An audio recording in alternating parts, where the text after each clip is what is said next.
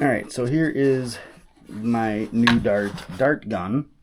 And you're ready to go. And it does have a safety first. Grabs onto that husk and pulls that husk off, and the cob keeps going on up into the elevator and into the box.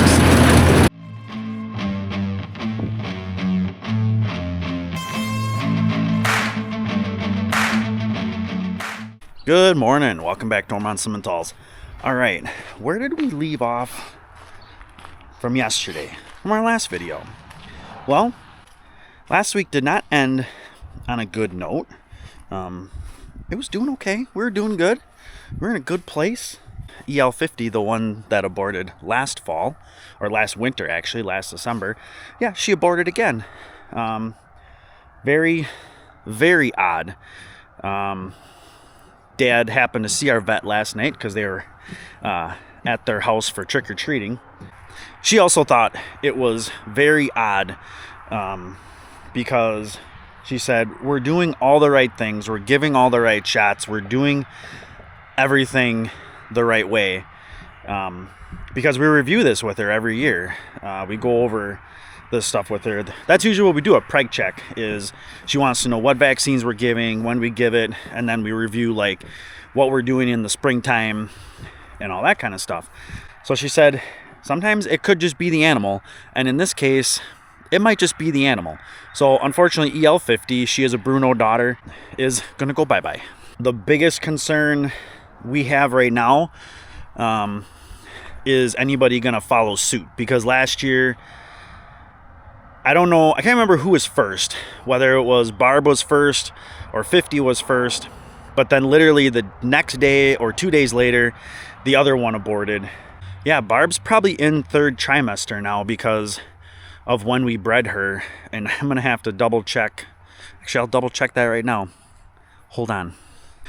Yeah, so she's probably into third trimester already because her due date, based on when she was bred, is going to be around January 30th, which is the earliest we've ever actually calved out an animal. Dad also talked to the vet. We got this one heifer in here, the 431, the True Justice heifer. She has a swollen foot and kind of hangs out by herself.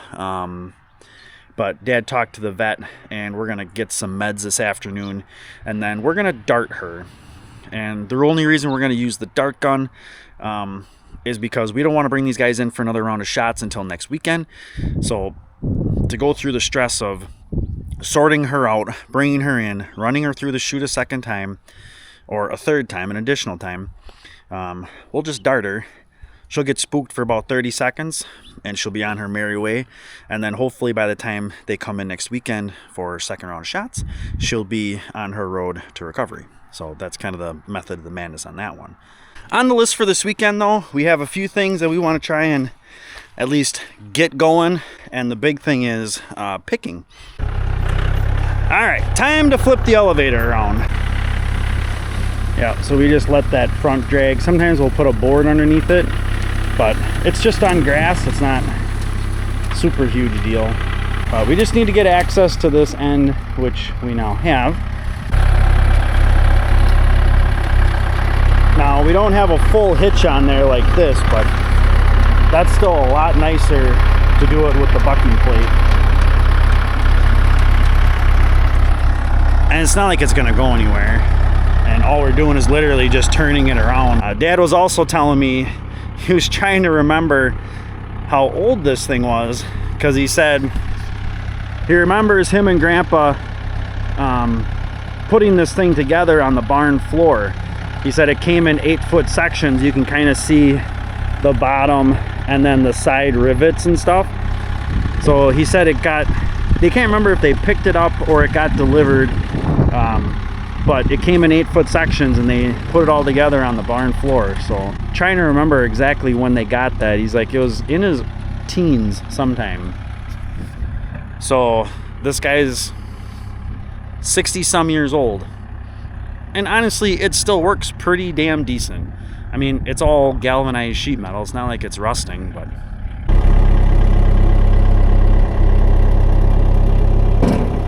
all right, then Dad's just gonna keep keep tipping it. We put the clevis on the front there just so we can get low enough. Right now we're almost horizontal.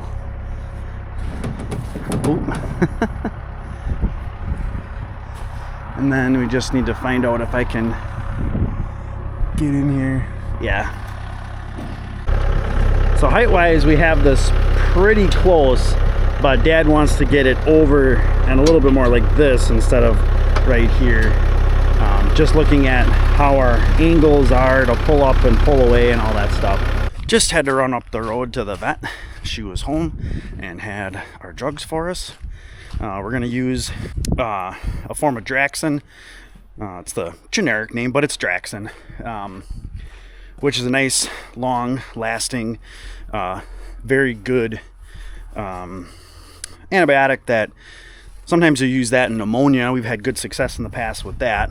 It would be good in this situation in case, make sure she doesn't have anything or whatever she's got, knock it down really quick, and it's going to stick with her for a few days because it is a longer lasting drug, and yeah, it should work out nice.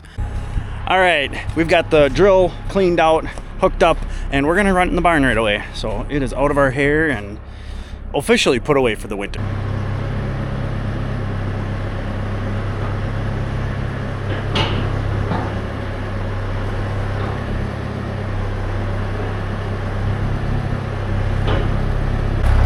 All right, put back away for the rest of the winter. Should be. I don't see how we possibly could do any other experimenting. I mean, today is November 1st.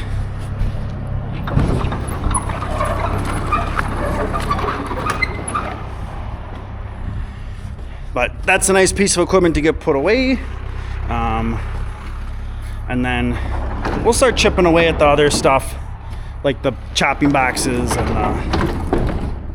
and the chopper, of course. The chopper's got to come up here. Now Dad's complaining that the silage pile's packed too hard because it doesn't want to break apart. No, it's really nice.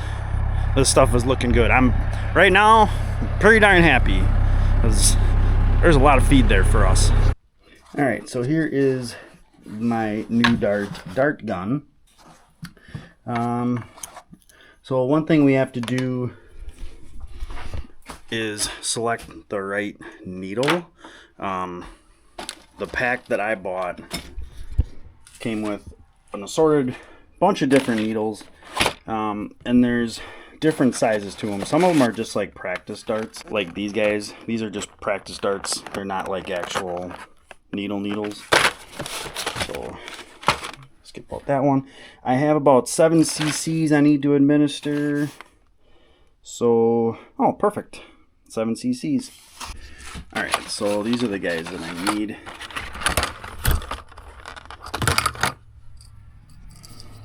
So this is the needle, and this is sub Q, so it doesn't need to go in very far. But this little stopper here helps it from like going in and like just bouncing back out. So what we'll do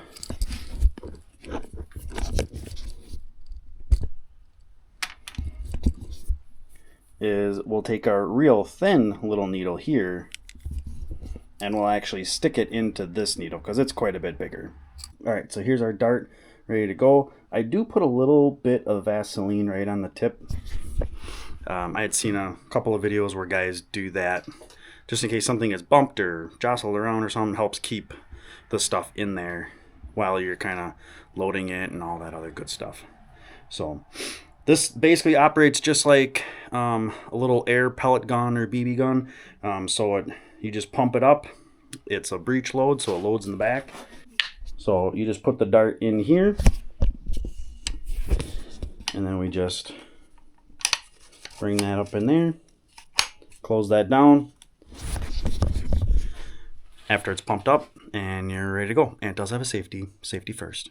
Okay, we should be ready to go.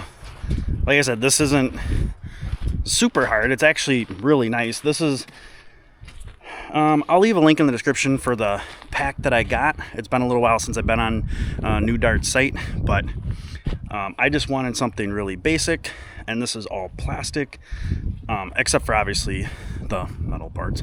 But it's pretty darn nice.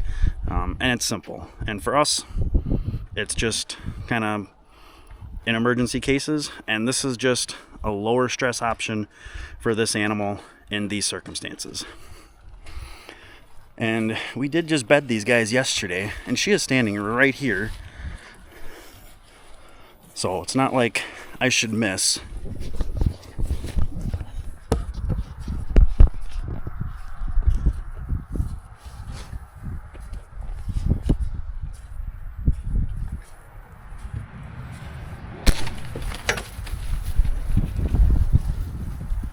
So she wasn't a huge fan of that, but obviously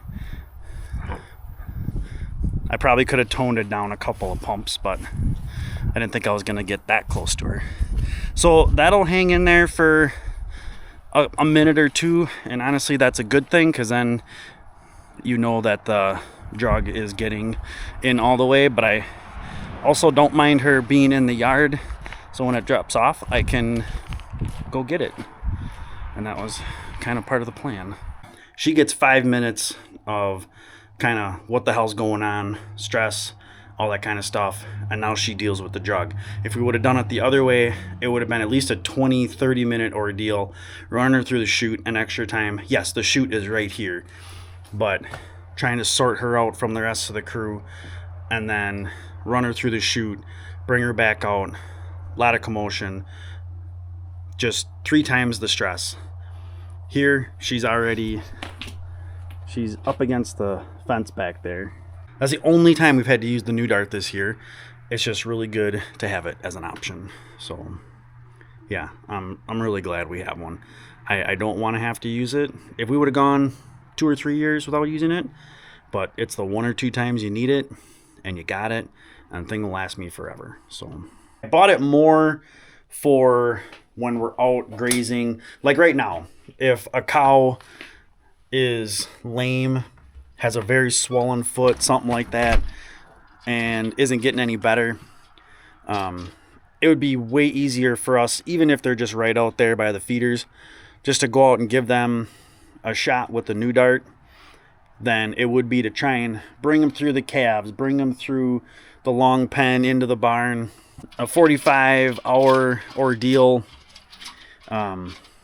just to bring them in here where I can load a dart and take it out there. We're done in 15 minutes, and the cow only has, similar to the calf, probably 5 minutes of what the F is going on.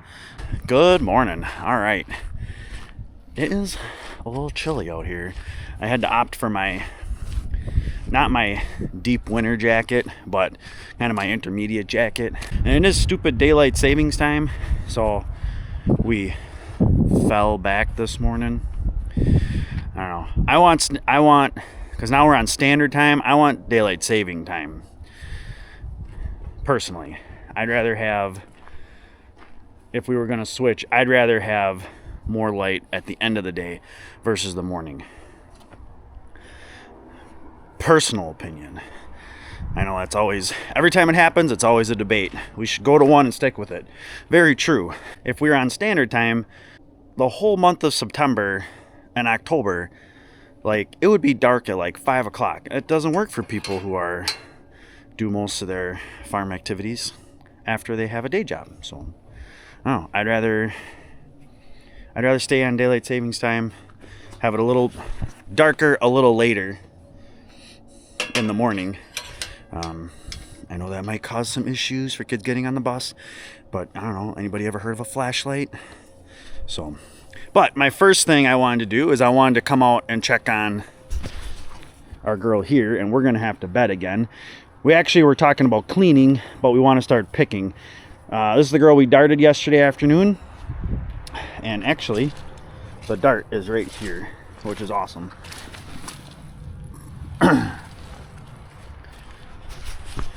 So everything is still here. I think these are reusable. I think I reused one, and that was another reason, I think, if I recall, why people would put a little bit of Vaseline on the tip, especially if you had used it. Maybe if there would be something that would drip it up, like it would drip out or whatever. But I'm gonna clean this up and I'll still know that I had used it once already. All right, so this guy is ready to go. We got a little grease in the zerks in the front end. We also like to oil up and kind of lube up these slides and stuff, since they are older boxes and things like that. But this guy it really only has one purpose, and that is for picking corn. But I think what I'll probably do then is pull another wagon out. I don't really have to do a whole lot to them. I just probably want to double check the tires and things like that. Nothing too earth shattering. Oh yeah, we wanted to cut a 2x4, and I should maybe go measure that. And in the crib, I'll show you. Just a minute. Just give me a second. Okay, so at the crib, one thing we wanted to do. So this is kind of just like the tower that we made for the middle. You know, we've seen corn cribs that have them in there, so we just kind of made our own.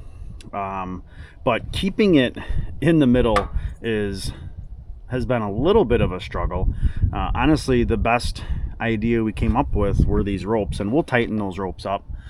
But what that thing likes to do is come this way, and then it promotes the corn to go towards the backside.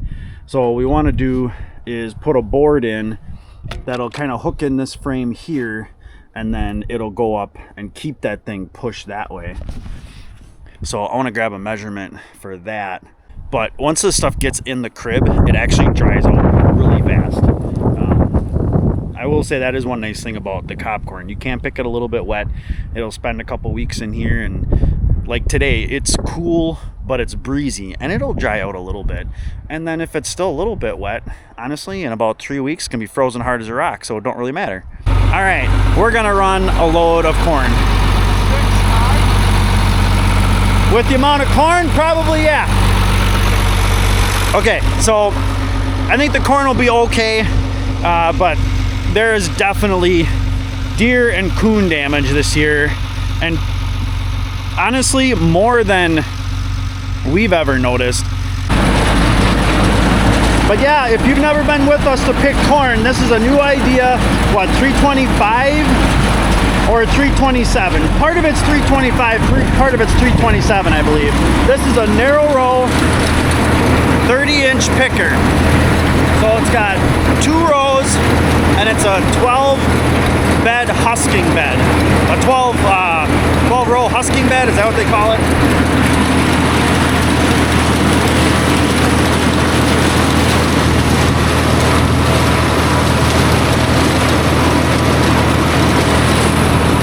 And when we actually get to some corn, I'll show you. Typically, the first 2 outside rounds suck. 120 yards in, we got 2 cobs. That's right, 2 cobs. And I'll show you when we get to better corn what the picker actually is doing. But when it's done, it'll basically, it's running over and like snapping it in half based on where Dad runs the height of the head. But it'll pick it, knock these stalks over about 1/3 of the way off the ground. But what's nice about that, keeps the majority of the stalk off the ground, and then hopefully in a couple of days we could come through and shred it, and then that way it's easier for the shredder to pick it up. It also leaves it up in the air and breaks it to help it dry out. So now we're actually starting to get a couple of cobs. But yeah, this is what has been going on. So between the deer and the coon, and this isn't even the bad spot. The bad spot's over there. All right, so the corn goes into that head. It's got rollers that go this way and this way. As that cob comes between the 2 rollers, it plucks off the cob of corn. Then it ends up in the husking bed. Very similar in the husking bed, where you got rollers that go this way and rollers that go this way.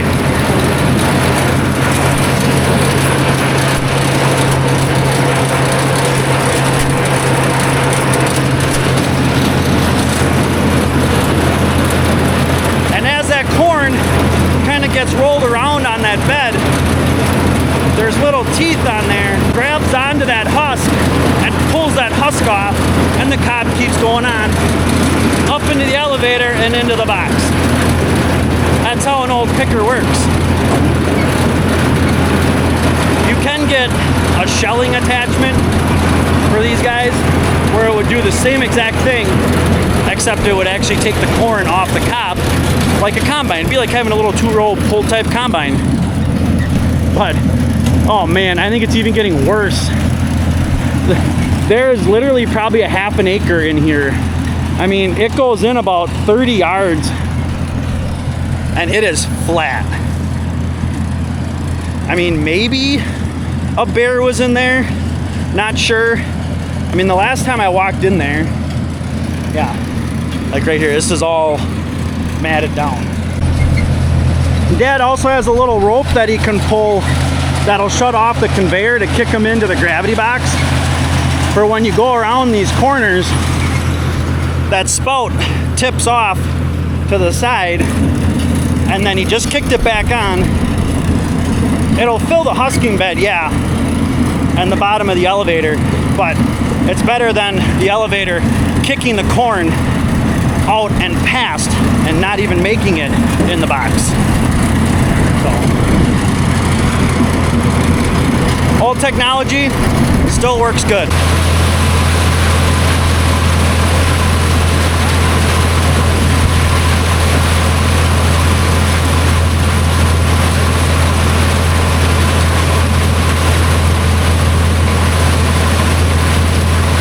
We're gonna head back and grab the other gravity box for Dad. We're gonna grab the other decent one, the one we use all the time. Just double check the pressure in the tires, and that should be it. So yeah, we'll grab that and come back. It's probably gonna take Dad a couple more rounds to fill that. All right, we got our first load picked. Dad's got a second wagon right there. So we're gonna take this back to the farm and we'll set up and we'll unload it. But I will run it a little bit and get a little oil on some of those chains. So I also have to grab some, are they in my pocket? I gotta double check if I got earplugs in my pocket, because it gets noisy. Right, first load in the crib. Kind of gotta work through some of the bugs and remember what I wanna do. Not having this bolted in isn't the greatest, because what will happen is corn will get underneath this lip here. The cobs will, based on however, you know, how the spacings are on here, and then the paddle will pull it up, and then this thing pops up in the air. So I got to find a little bit, something a little heavier to hold that plywood in place. That's what I ended up doing last year, and it worked out okay. So let's get this back down to Dad. We'll see how far he is. All right, so Dad did message me. He busted a shear bolt. It's one we've broken before. Except when he broke it this time, he did chip a little spot. So hopefully it's okay. You gotta remember, this is an old piece of equipment. You can find parts for them, but they're all used. They're all salvage parts.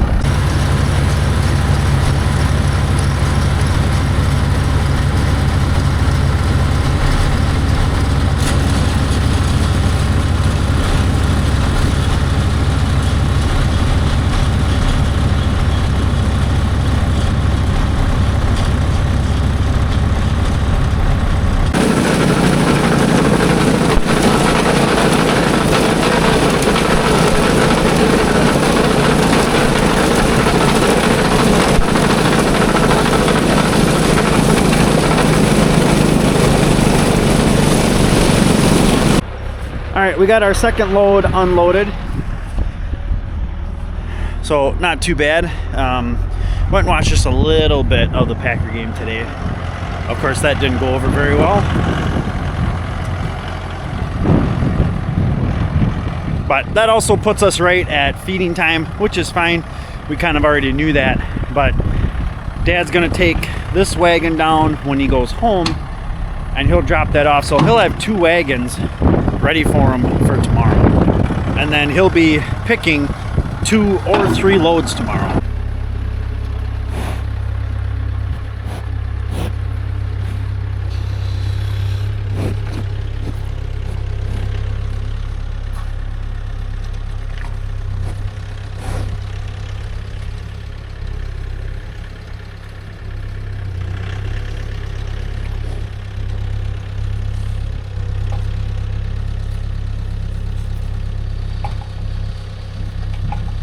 right, we are wrapping up for the day.